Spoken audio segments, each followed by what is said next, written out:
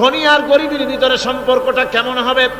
আল্লাহ পাক কোরআনে কারীমের মধ্যে বলে দিলেন, ওয়াফি আমওয়ালিহিম হাক্কুল লিসাইলি ওয়াল মাহরুম। আল্লাহ রাব্বুল আলামিন বলছেন, ও ধনীরা, তোমাদের সম্পদের ভেতরে গরিবদের অধিকার আছে, সে অধিকার আদায় করে দাও। একথা বলা হলো না গরিবরা তোমাদের করুণার পাত্র, দয়া করে তাদের কিছু দাও, একথা আল্লাহ বলেন নাই। বললেন, ধনীরা শুনে রাখো, তোমাদের সম্পদে গরিবদের অধিকার আছে, অধিকার তাদের ফিরিয়ে দাও। এরপরে আল্লাহ পাক বললেন, কাইলা ইয়াকুনা দুলাতাম বাইনাল আগনিয়াই মিনকুম, তোমাদের সম্পদগুলি যেন তোমাদের ধনশালী লোকদের হাতে যেন পুঞ্জীভূত না হয়ে যায়। দেশের সমস্ত সম্পদ গুটি কতক লোকের হাতে যেন পুঞ্জীভূত না হয়, বরং তার যাকাত, ফিতরা, সাদকা, এককালীন দান ইত্যাদির মাধ্যমে জনগণের কাছে যেন তা পৌঁছে যায়, এক জায়গায় যেন পুঞ্জীভূত হয়ে না থাকে। এভাবে করে আল্লাহ পাক মানুষের জীবনের সাথে সম্পৃক্ত কথাগুলি বলছেন। রাষ্ট্র ব্যবস্থা সম্পর্কে বলছেন, ওয়া আমরুহুম শুরা বাইনাহুম, রাষ্ট্র পরিচালনা করতে গিয়ে তাদের সাথে পরামর্শ ভিত্তিক রাষ্ট্র চালাও, স্বৈরাচার হয়ে ক্ষমতায় বসে থেকো না, ইচ্ছে মাফিক দেশ চালায়ও না, ডিক্টেটর হয়েও না, পরামর্শ ভিত্তিক দেশ পরিচালনা করো। এভাবে করে আল্লাহ রাব্বুল আলামিন রাষ্ট্রপ্রধানকে বললেন, ওয়াশাবিরুহুম ফিল আমর, প্রত্যেকটি ব্যাপারে, রাষ্ট্রের সব ব্যাপারে তাদের সঙ্গে পরামর্শ করে নাও, পরামর্শ সবার সঙ্গে পরামর্শ করে পরামর্শের ভিত্তিতে কাজ করো, এমনি স্বৈরাচার হিসাবে কাজ করো না। কোরআন প্রবর্তিত সমাজ সকল নাগরিকের মৌলিক অধিকারের গ্যারান্টি দিয়েছে, জোরে কোন সুবহানাল্লাহ। এখন আমি যে কথাগুলি বলবো, এই কথাগুলি শুধু মুসলমানদের জন্য নয়, হিন্দু, মুসলমান, খ্রিস্টান, বৌদ্ধ, নারী, পুরুষ, সাদা, কালো, বর্ণ, ভাষা, দল, মত নির্বিশেষে সমস্ত মানুষের জন্য নাগরিক অধিকারের গ্যারান্টি দিচ্ছে কে? আল্লাহ পাক। জোরে বলেন, কে দিচ্ছেন? আল্লাহ পাক। আল্লাহ পাক জীবনের নিরাপত্তা দিচ্ছেন। কোরআনের আইন যদি চালু হয়, নাগরিকদের জীবনের নিরাপত্তা লাভ হবে, জোরে কোন সুবহানাল্লাহ। কিভাবে হবে? আল্লাহ রাব্বুল আলামিন বলেন, ওয়ালা তাকতুলুন নাফসাল্লাতী হারামাল্লাহু ইল্লা বিল হক। আল্লাহ পাক বলছেন, যে জীবনকে আল্লাহ হারাম সম্মানী করেছেন, ন্যায় ব্যতীত তাকে খবরদার হত্যা করো না। মানুষকে হত্যা করো না, খবরদার হত্যা করো না। আল্লাহ পাক হত্যা নিষিদ্ধ ঘোষণা করে দিলেন, আর বললেন, মান কাতালা নাফসান বিগাইরি নাফসিন আও ফাসাদিন ফাকান্নামা কাতালান নাস জামিআ। কেউ যদি কোন নরহত্যা এবং বিপর্যয় সৃষ্টি করে, কোন অপরাধ ছাড়া যদি কেউ কোন নির্দিষ্ট অভিযোগ, তাকে হত্যার শাস্তি দেওয়া যায় কোরআন অনুযায়ী, এরকম ছাড়া যদি অন্যায়ভাবে কেউ কাউকে হত্যা করে, তাহলে একটা লোক হত্যা করা নয়, একটা মানুষ হত্যা করার অর্থ হলো গোটা বিশ্বের সমস্ত মানুষকে হত্যা করা। কে বলছেন এ কথা? আল্লাহ পাক বলছেন। আর একটা মানুষকে যদি বাঁচায় দেওয়া যায়, তাহলে সে যেন গোটা পৃথিবীর সমস্ত মানুষকে বাঁচায় দিল। এ কথা কে বললেন? আল্লাহ সুবহানাহু ওয়া তাআলা বলেছেন। এরপরে নরহত্যা যারা করবে তাদের জন্য রয়েছে শাস্তি। কি শাস্তি? আল্লাহ পাক বলছেন, ওমাইয়াকতুল মুমিনাম মুতাআম্মিদান ফাজাযাউহু জাহান্নামু খালিদান ফিহা ওয়াগাদিবাল্লাহু ওয়া লা'নাহু ওয়া আ'আদ্দা লাহু আযাবান আযীমা। আল্লাহ পাক বলছেন, ওমাইয়াকতুল মুমিনান মুতাআম্মিদান, যে ব্যক্তি কোনো মুমিনকে ইচ্ছে করে হত্যা করলো, ফাজাযাউহু জাহান্নাম, তার শাস্তি কি? যারা বলেন শাস্তি কি? খালিদ, সেই জাহান্নামে চিরকাল তাকে থাকতে হবে। ওয়া গাদিবাল্লাহ ওয়া লা'নাহু, আর তার উপরে আল্লাহর গজব, আল্লাহর লানত, চিরকাল এই শাস্তি তাকে জাহান্নামে ভোগ করতে হবে। এই কথাগুলি না জানার কারণেই আজকে কলেজ, বিশ্ববিদ্যালয়গুলিতে মানুষ হত্যা চলছে পাখি হত্যার মতোই। ঠিক কিনা কোন? বিশ্ববিদ্যালয়গুলিতে, কলেজগুলিতে মায়ের কোল খালি করা হচ্ছে, পিতাকে কাঁদানো হচ্ছে। কত আশা করে ছেলে পাঠানো হয় কলেজ, ইউনিভার্সিটিতে, আর সেখানে সামান্য নিজের দলের প্রাধান্য বিস্তার করার জন্য পরমা সহিষ্ণুতা নাই, সমানে হত্যা করা হচ্ছে। এভাবে হত্যা করা হচ্ছে রাজশাহীতে, হত্যা করা হচ্ছে ঢাকায়, চট্টগ্রামে, খুলনায়। আপনারা অবাক হবেন, খুলনায় যেভাবে হত্যা করলো একজন নেতৃস্থানীয় ব্যক্তি, যিনি খুলনায় গিয়ে বললেন আমি লাশ চাই, লাশ চাই। তার উপস্থিতিতে ইসলামী ছাত্র শিবিরের দৌলতপুর বিএল কলেজের জিএস আব্দুল হালিম মুন্সি মসজিদে নামাজ পড়তে গিয়েছে, সেই অবস্থায় তাকে মসজিদের ভিতরে গুলিবিদ্ধ করেছে।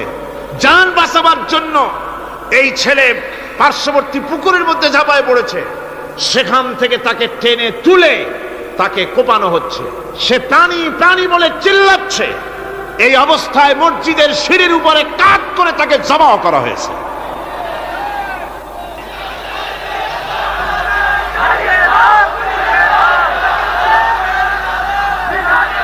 এরপরে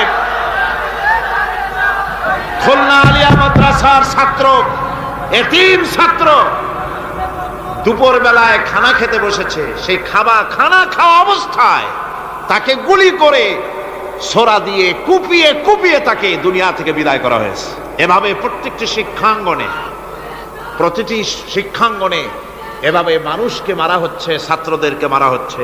যারা মারছে আমি তাদের উদ্দেশ্যে বলতে চাই, যারা তোমরা মানুষ হত্যা করতেছো, পাখির মতো শিকার করতেছো, মনে রেখো আল্লাহর বিচার দু রকমের হয়, একটা হয় দুনিয়ায় আর একটা হয় আখিরাতে। দুনিয়ায় তুমি যার সন্তানকে হত্যা করেছো, যার সন্তানকে হত্যা করে যার মা বাপকে কাঁদায়েছো, দুনিয়ার শাস্তিটা এভাবে আল্লাহ তোমাকে দিবেন, তুমিও নিহত হবে। তুমি যাকে হত্যা করেছিলে তার মা বাপ যেমন কেঁদেছে, তোমার মা বাপও তেমন কাঁদবে। তুমি যদি কাউকে হত্যা করে তার স্ত্রীকে বিধবা করে থাকো, তোমাকেও আল্লাহ হত্যা করাবেন এবং তোমার স্ত্রীও বিধবা হবে। তুমি যদি কাউকে হত্যা করে তার সন্তানকে এতিম বানায় থাকো, অবশ্যই তুমিও নিহত হবে, নিহত হবে, আর তোমার সন্তানেরা এতিম হয়ে কাঁদবে, ভিক্ষাও মিলবে না, আল্লাহ এমন করে ছাড়বে। অন্যদেরকে তুমি যদি একটা গুলি করে কারো বুককে ঝাঁঝরা করে থাকো, অসংখ্য গুলি তোমার বুকটাকে ঝাঁঝরা করবে। আল্লাহর কসম, যেভাবে মানুষ মেরেছো এইভাবে এর থেকে নৃশংসভাবে তুমিও মরবে, কোনো সন্দেহ না। আল্লাহর এই বিচার হবে। সুতরাং আল্লাহর এই বিচারের কথা কোরআন থেকে যারা জানে তারা সন্ত্রাস করে না। এই জন্য কলেজ বিশ্ববিদ্যালয় সমূহে সন্ত্রাস হয়, মাদ্রাসাগুলিতে সন্ত্রাস হয় না বললেই চলে। কথা কি ঠিক বললাম না বাড়ায় বললাম? সন্ত্রাসের কারণে টাইটেল মাদ্রাসা বন্ধ হয়েছে কয়টা বাংলাদেশে? ফাজেল মাদ্রাসা কয়টা? দাখিল কয়টা? ইল্লা মাশাআল্লাহ দুই একটা হতে পারে কোথাও, কিন্তু তা হয় না। কারণ মাদ্রাসায় এই সব কথা পড়ানো হয় যা আমি বললাম। কোরআন থেকে যে কথাগুলি বললাম এগুলি কোথায় পড়ানো হয়? আজকে যদি কলেজ বিশ্ববিদ্যালয় সমূহে কোরআন পড়ানো হতো, তাফসীর পড়ানো হতো, তাহলে বিশ্ববিদ্যালয় থেকে রবীন্দ্রনাথ আর সূর্য সেনের পা চাটা উলামেরা বের হতো না, শহীদ তিতুমির বেরিয়ে আসতো, টিপু সুলতান বেরিয়ে আসতো, সালাউদ্দিন আইয়ুবী বেরিয়ে আসতো। দুর্ভাগ্যজনক আজ কলেজ বিশ্ববিদ্যালয়গুলিতে আল্লাহর কোরআন পড়ানো হয় না বলে আমাদের পাঠানো সোনার টুকরা ছেলেগুলি কয়লার টুকরা হয়ে ফিরে আসতেছে। বন্ধুগণ, জীবনের নিরাপত্তা দিচ্ছেন আল্লাহ পাক। কোরআনের আইন চালু হলে মানুষকে হত্যা করা হবে না, কেউ কাউকে মারতে পারবে না, মারলে তাকেও হত্যা করা অবশ্যই হবে। সম্পদের নিরাপত্তা দিচ্ছেন আল্লাহ, গ্যারান্টি।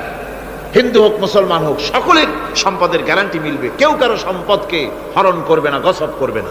কোরআন বলছে ওয়ালা তাকুলু আমওয়ালাকুম বাইনাকুম বিল বাতিল, পরস্পরের সম্পদকে অবৈধভাবে ভক্ষণ করো না। সম্মানের নিরাপত্তা হচ্ছে ইসলামী সমাজ চালু হয়ে গেলে আল্লাহ রাব্বুল আলামিন সম্মানের নিরাপত্তা দিবেন প্রত্যেক নাগরিকের। আল্লাহ পাক বলছেন ইয়া আইয়ুহাল্লাযীনা আমানু লা ইয়াসখার কওমুম মিন কওমিন, হে বিশ্বাসীরা তোমরা এক গোত্র আর এক গোত্রকে ঠাট্টা করো না। চাষিরা তাঁতিদেরকে গালি দিও না, তাঁতিরা চাষিদেরকে, জেলেদেরকে গালি দিও না। এক গোত্র আর এক গোত্রকে ঠাট্টা করো না, বিদ্রুপ করো না। ওয়ালা তালমিজু আনফুসাকুম ওয়ালা তানাবাজু বিল আলকাব, একে অপরের দোষ গিয়ে বেরিও না, একে অপরকে খারাপ নামে ডেকো না, একে অপরের কুৎসা রটনা করো না। আল্লাহ নিষেধ করেছেন। ইসলামী সমাজ হলে পরে মানুষ সব দিক থেকেই নিরাপত্তা পাবে, গ্যারান্টি পাবে, ব্যক্তি স্বাতন্ত্র্যের প্রাইভেসির নিরাপত্তা পাবে। কারো ঘরের মধ্যে কেউ হঠাৎ করে ঢুকবে না, অর্ডার নিয়ে ঢুকতে হবে, পারমিশন নিয়ে ঢুকতে হবে। আল্লাহ পাক বলেছেন, লা তাদখুলু বুয়ুতান গায়রা বুয়ুতিকুম হাত্তা তাস্তানিসু ওয়া তুসাল্লিমু আলা আহলিহা। অন্যের ঘরের মধ্যে পারমিশন ব্যতি রেখে প্রবেশ করো না। আগে সালাম দাও, পারমিশন নাও, তারপরে ঢোকো। যদি জবাব না আসে চলে যাও, বেরিয়ে যাও, এটা তোমার জন্য কল্যাণকর হবে। তারপরে ইচ্ছে মতো ধর্ম পালনের নিরাপত্তা পাওয়া যাবে ইসলামী সমাজে। কাউকে বাধ্য করা হবে না ইসলাম কবুল করার জন্য, বা অন্য ধর্ম কবুল করার জন্য কাউকে বাধ্য করা হবে না। কোরআনে কারীম বলছে, লা ইকরাহা ফিদ্দিন, ধর্মের ব্যাপারে কোনো বাড়াবাড়ি করা যাবে না, কারো উপরে কোনো ধর্মমত চাপিয়ে দেওয়া যাবে না। যার ইচ্ছে তার ইচ্ছে মতো স্বাধীনভাবে তার ধর্মকর্ম পালন সে করতে পারবে। এই ধর্ম পালনের কথা বলতে এসে আমার মনে পড়লো এবছরের হিন্দুদের দুর্গাপূজার কথা। আপনারা বলতে পারেন যে কি এর মধ্যে কি ঢুকাই দিলেন? ঠিকই ঢুকাইছে। আমি বুঝি না যে কেমন ধর্ম। আপনারা আমারে কোন দেশের প্রধান বিরোধী দল তারা যদি বলে যে আমাদের এই দাবি যদি সরকার না মানে তাহলে 1 বছরের ভেতরে আমার দলে যত লোক আছো কেউ জুমার নামাজ পড়বা না, তাহলে তাদের দলের লোকেরা তা কি মানবে? মানবে?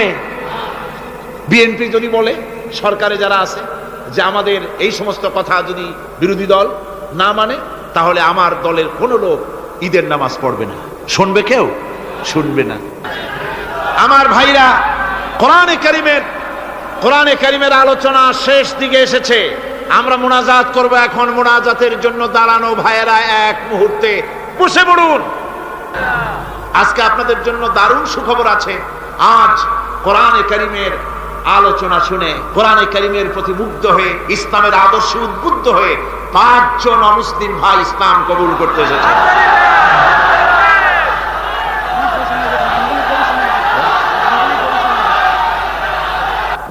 ভেতরে যারা ইসলাম কবুল করবেন তারা আমার সাথে পড়েন, আপনারাও পড়েন, সবাই পড়েন, লা ইলাহা ইল্লাল্লাহু মুহাম্মাদুর রাসূলুল্লাহ। আল্লাহ ছাড়া কোনো ইলাহ নাই, মাবুদ নাই, উপাস্য নাই।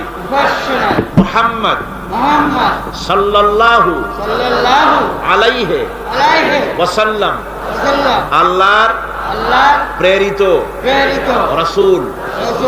আশহাদু আন লা ইলাহা ইল্লাল্লাহু ওয়াহদাহু লা শারীকা লাহু ওয়া আশহাদু আন্না মুহাম্মাদান আবদুহু ওয়া রাসূলুহু। আমি সাক্ষ্য দিচ্ছি আল্লাহ ছাড়া কোনো ইলাহ নাই, মাবুদ নাই, উপাস্য নাই।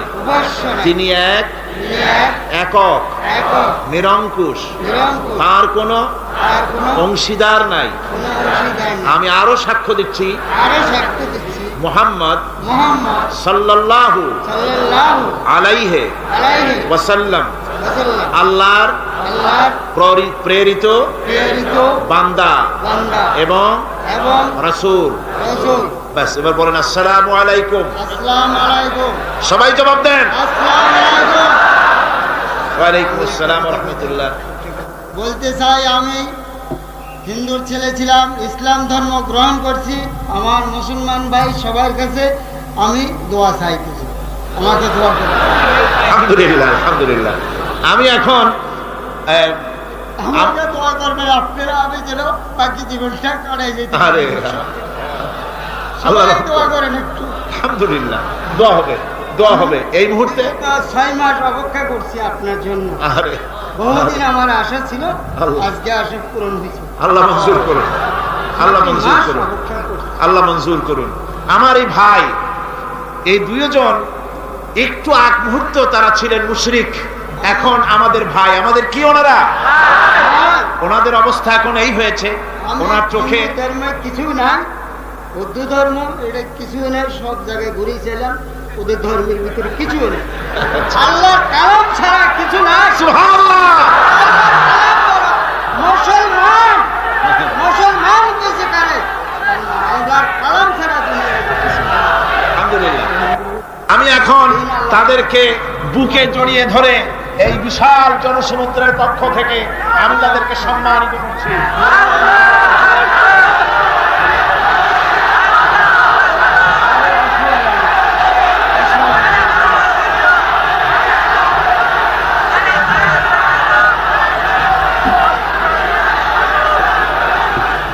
আমরা মুনাজাত করব, আল্লাহর কাছে দোয়া করব।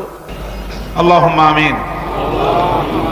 ربنا ظلمنا أنفسنا وإن لم تغفر لنا وترحمنا لنكونن من الخاسرين آمين. ربنا لا تزغ قلوبنا بعد إذ هديتنا وهب لنا من لدنك رحمة إنك أنت الوهاب রব্বুল আলামিন, দীর্ঘ রজনী পর্যন্ত তোমার বান্দারা লক্ষ লক্ষ মানুষ কোরআনে কারিমের কথা শুনেছে, তোমার হাবিবের কথা শুনেছে। আয় আল্লাহ তাআলা, তুমি দয়া করে মেহেরবানি করে তেলাওয়াত এবং দরুদ ও সালামের সওয়াব রাসূল করিম সাল্লাল্লাহু আলাইহি ওয়াসাল্লামের রূহ মুবারকে পৌঁছিয়ে দাও। ربنا تقبل منا إنك أنت السميع العليم وتب علينا إنك أنت التواب الرحيم سبحان ربك رب العزة عما يصفون وسلام على المرسلين الحمد لله رب العالمين واجعل آخر كلمة عند الموت لا إله إلا الله محمد رسول الله। السلام عليكم ورحمة الله।